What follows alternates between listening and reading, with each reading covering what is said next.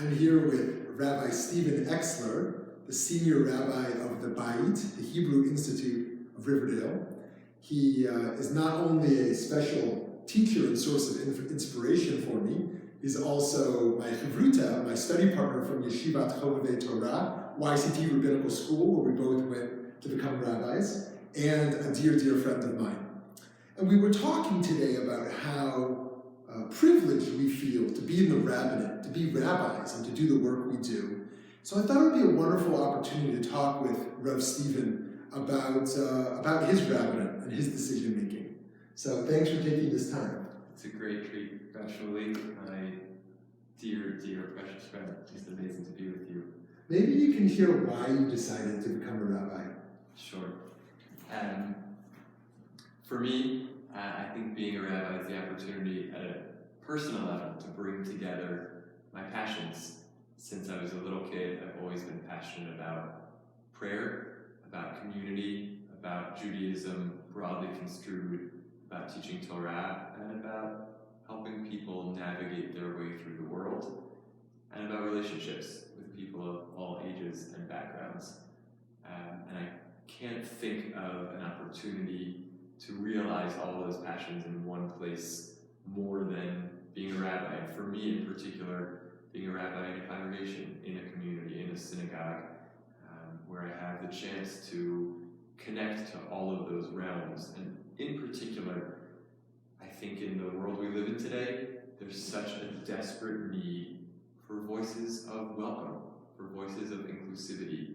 People feel alienated from Jewish spaces in so many ways, and while a lot of them are turning to Jewish environments and activities far from the synagogue, I have not given up on the synagogue as a place for people to come, to connect to something that's authentic, that's deep, that's steeped in tradition, but that's also new and vibrant and changing, that sends a clear message.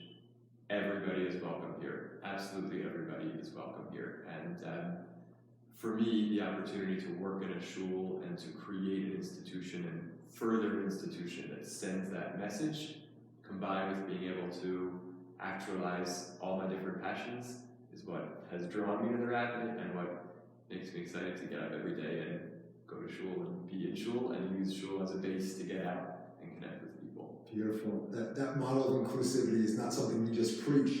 I know that you and the Beit really are the models for that inclusivity. So what aspect of the work inspires you or gives you energy to kind of keep doing this? It's connections to people, it's relationships. It amazes me, every day is totally different. And people walk in the door, or they call up on the phone, or they email, looking for an opportunity to connect. A prospective life cycle event brings them in, a desire to learn, to connect in some way. Rabbi, I met you at a rally, and I want to come check out your services. All the way across to the fact that we're down the street from Manhattan College, and students of all different faiths taking their Religion 101 course, being instructed, go search out a service, a prayer service of a faith different from your own.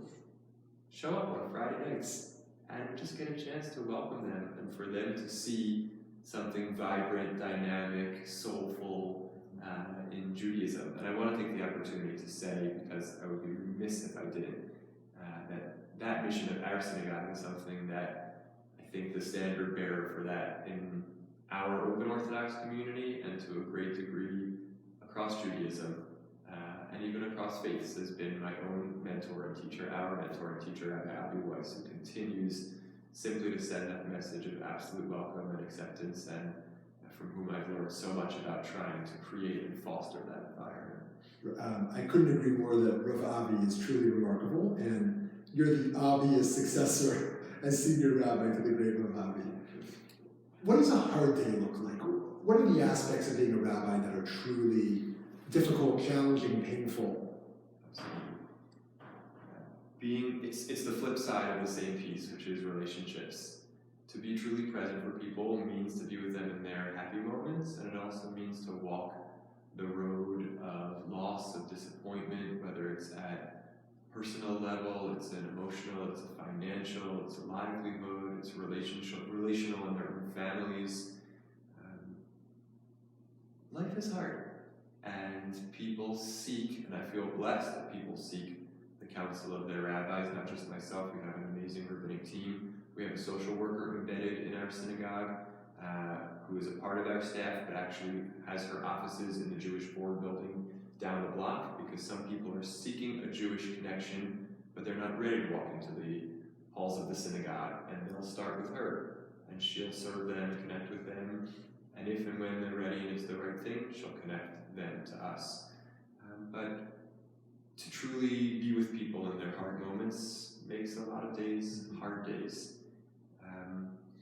And I think grappling with the challenges that we face as an open Orthodox community, to walk that line of faithfulness and being bound to our tradition, and grappling with the challenges of living in a modern world, sometimes presents us with policy decisions,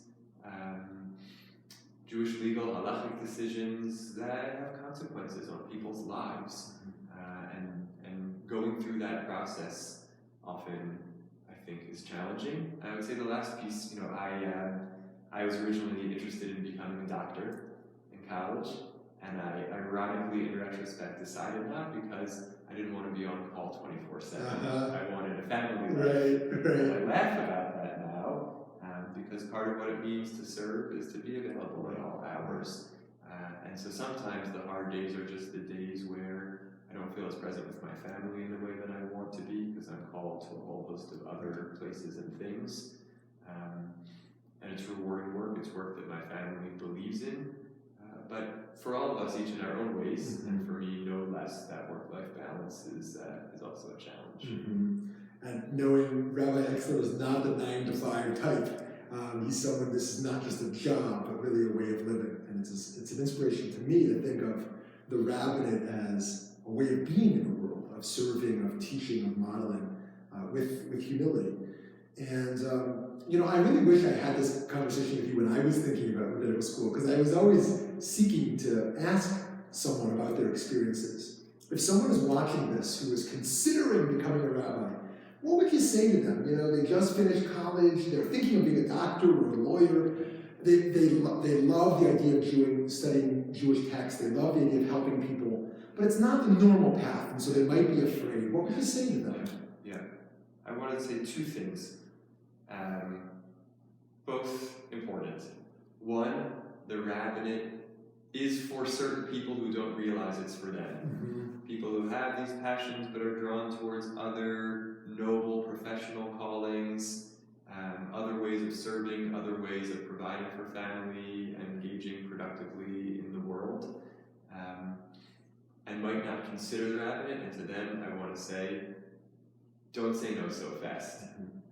Open yourself up to that dream, to thinking about what it would feel like to live a life that's dedicated to service, to connecting with people, to furthering the vision of a vibrant Torah Judaism that so many people are passionate about, and they're passionate as lay people, and they could bring that passion to the professional rabbinate in a way that would up our game as a Jewish community. So think on it further. Ask a rabbinic peer, friend, call me. I would want to encourage people who are right for the path. And then the second, in the same breath, is that cautionary note, maybe even to some considering the path. Think twice. Really understand what you're getting into. It's intense work. It's work that demands, and this is something I think we're all working on cultivating, it demands so much compassion, so much patience, because in a particular way, spiritual lives are on the line, and there's so much that's delicate and personal in people's relationships to Torah and Judaism and faith and religion. And we're kind of that front line, and often a relationship to faith and Judaism is turned on or off in those first encounters with that rabbinic presence and face. And so know how critical and how demanding the work is, and be up for it. And the other thing I would say is think broadly about what it could mean to be a rabbi. There are our peers, our graduates from Yeshivat Tovei Torah, from other rabbinical schools across the denominations. serve in so many ways in organizational life, as hospital chaplains, as military chaplains, in schools, in hillels, in the pulpit, in creating their own off-the-grid types of communities and venues, in internet presence, of creating exciting, vibrant Jewish engagement through social media. So follow your passions and channel your talents into ways of being rabbis. And of course, this is in a critical spot to say, we feel blessed. This has been the case for more decades in the other denominations, but we feel blessed in Orthodoxy that path is wide open for women now too. In Yeshivat Maharat, there are other training programs for women to serve as Jewish spiritual leaders and communal leaders in a variety of capacities. This is a call for men and women alike to pursue that most noble, most blessed of callings to serve the Jewish community and the world as rabbis. Beautiful. So we both were privileged to go to the YCT Rabbinical School, which we highly recommend. And if you have questions, you can reach out to us. But thankfully, there are wonderful rabbinical schools of all denominations, which we encourage you to seek out. And as Rav Stephen shared, the world is so desperately in need of today, in such complex times, of people who want to receive light and put light back into the world, those who want to share compassion and build communities around Jewish values. And so we are in need of wonderful, talented rabbis today. And if you've never thought of it before, I hope today, you will think of it. Thank you, Rav Stephen. Thank you. And so much bracha to you and your family and your community. Amen. Peace back at you. Amen.